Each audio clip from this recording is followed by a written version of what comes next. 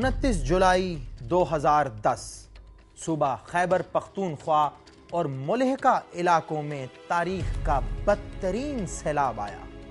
ہزاروں لوگ اپنی جان سے ہاتھ دھو بیٹھے اور لاکھوں بے گھر ہو گئے۔ مال اسباب سیلاب کی نظر ہو گیا اور یہ لوگ رفائی اداروں کی طرف سے لگائے گئے کیمپوں میں زندگی گزارنے پر مجبور ہو گئے۔ یہ مقدمہ ہے سیلاب سے متاثرہ ایک خاندان کا۔ مقدمے کے کوائف کیا ہیں؟ آئیے دیکھتے ہیں۔ یہ ہے رحم داد، صوبہ خیبر پختونخوا کے شہر مردان کا رہائشی۔ یہ حلقہ ہے خیبر پختونخوا کے وزیر اعلیٰ امیر حیدر خان ہوتی کا، اور اس حلقے کے علاقے سمر باغ قلعے میں مقیم تھا رحم داد۔ جب سیلاب نے کر دیا اس کے خاندان کو برباد، رحم داد جا بسا ایک کیمپ میں۔ اس کا خاندان تھا مغموم، وہ ہو چکا تھا عمر بھر کی جمع پونجی سے محروم۔ رحم داد کی کل کائنات تھی 2 بیٹیاں، 4 بیٹے اور بوڑھے ماں باپ۔ اس کی بڑی بیٹی شبانہ کی عمر ہو چکی تھی 16 سال اور رحم داد کو تھا روایات کے مطابق شبانہ کی شادی کا خیال۔ بہت تلاش کرنے کے باوجود رحم داد کو بیٹی کے لیے مناسب رشتہ نہیں ملا۔ پھر ایک پڑوسی کے ذریعے اس کی ملاقات ہوئی صدامت علی عرف گل خان سے، جس نے قبول کر لیا شبانہ کو اپنے بیٹے احتشام کے لیے۔ صدامت رہائشی ہے ضلع راولپنڈی کے تھانہ واہ کینٹ کی حدود میں موجود بستی لوسر شرفر کا۔ ہمارے گاؤں پہ سیلاب آ گیا اور ہمارے سارے گھر کو تباہ اور برباد کر دیا۔ اس کے بعد کچھ دن بعد وہ پنجاب والے لوگ جس کے ساتھ ہمارا یہ رشتہ ہوا، احتشام کے والدین آئے اور ہم نے اس کے ساتھ 2-3 بار وہ بھی آ گئے اور ہم بھی اس کے گھر چلے گئے۔ اس کے بعد ہمارا رشتہ طے ہو گیا اور کچھ ہی دن بعد شادی ہوئی۔ رحم داد اور اس کا گھر بہت خوش تھا۔ پختون روایات کے مطابق لڑکے والوں نے رحم داد کو رخصتی اور جہیز کے لیے 15,000 روپے دیے۔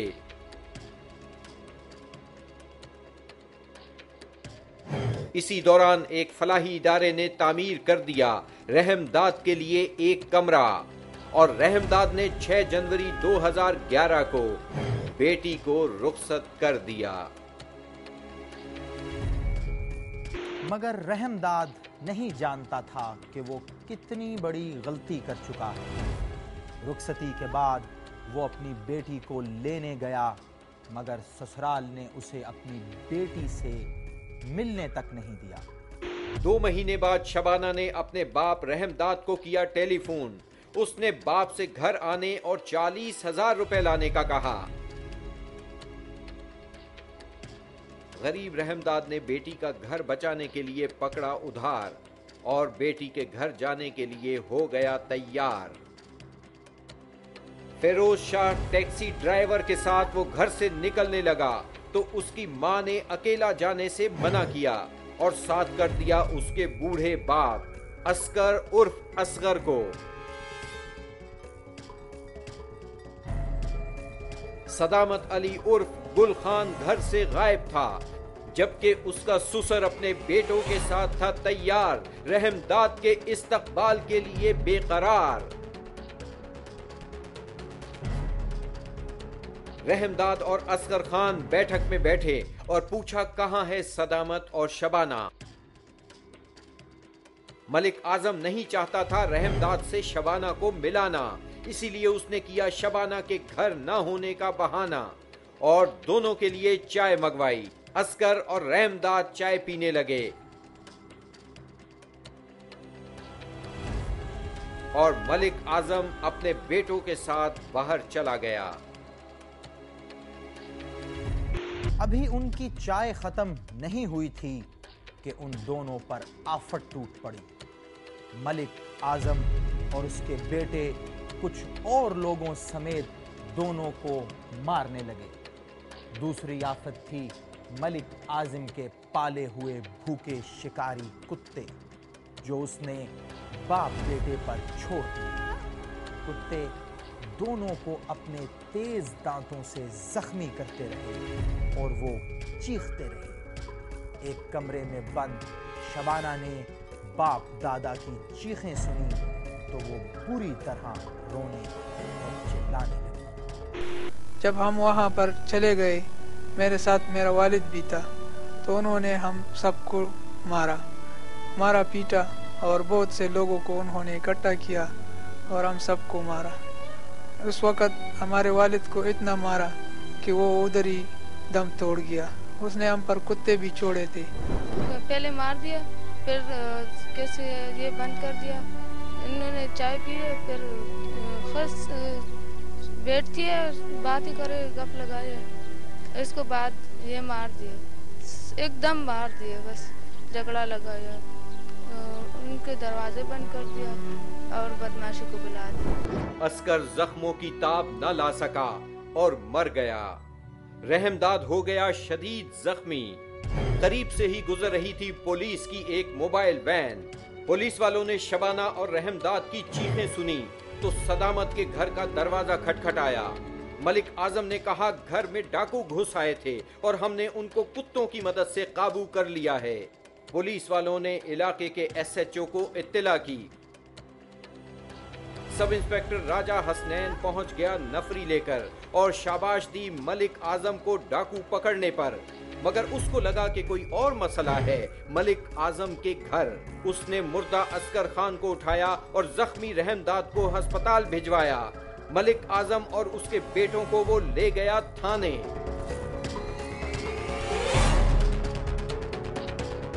پولیس والا نے ہمارے ساتھ بہت مدد کیا اور پولیس والا نے ان لوگوں پر FIR درج کیا۔ تھانے میں پولیس نے ملک اعظم کی درگت بنا دی اور وہ شبانہ کی شادی سے اقدام قتل تک سب مان گیا۔ پولیس کو علم ہوا کہ روایات کے مطابق شبانہ کی رخصتی تو کی گئی، مگر صدامت نے اس کا نکاح بیٹے سے نہیں کیا اور وہ بغیر نکاح کے ہی رہ رہی تھی اس کے گھر۔ صدامت اور اس کا خاندان پردہ فروش ہے۔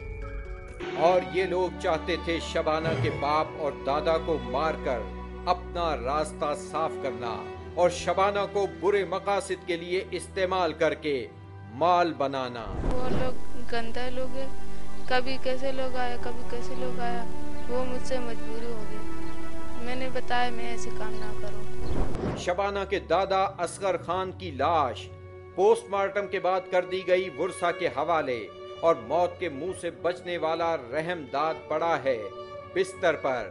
یہ وہ FIR ہے جو درج کی تھانہ سٹی واہ کینٹ نے ملک اعظم اور بیٹوں کے خلاف۔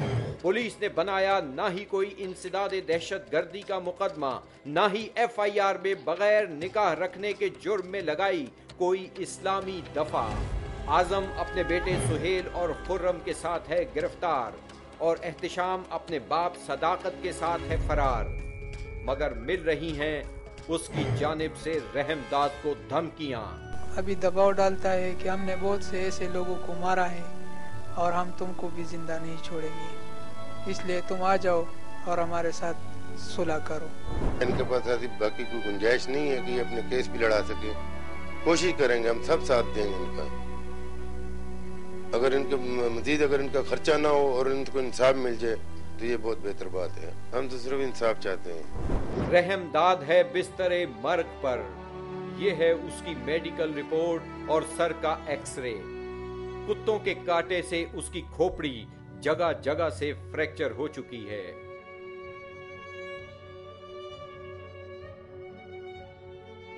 ہم نے اور بھی بہت سے اخبار والا کو یہ بتایا ہے کہ ہمارے ساتھ ہم کو انصاف دلائے، ابھی تک حکومت کی طرف سے کوئی بھی نہیں آیا۔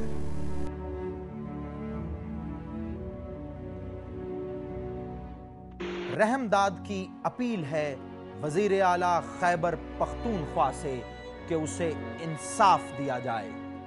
عدالت میں مبینہ ملزمان کا چالان پیش کیا جائے جو پولیس نے اب تک نہیں کیا، اور احتشام اور اس کے باپ کو گرفتار کر کے جیل بھیجا جائے، جنہوں نے نہ صرف روایات کی خلاف ورزی کی بلکہ اس کے بوڑھے باپ کو قتل کر دیا۔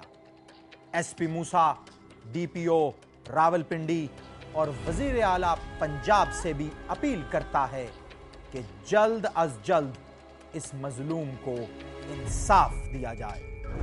بریک کے بعد دیکھیے ایس پی موسیٰ کو لکھا گیا چکلالہ راولپنڈی سے محمد مصری خان کا خط۔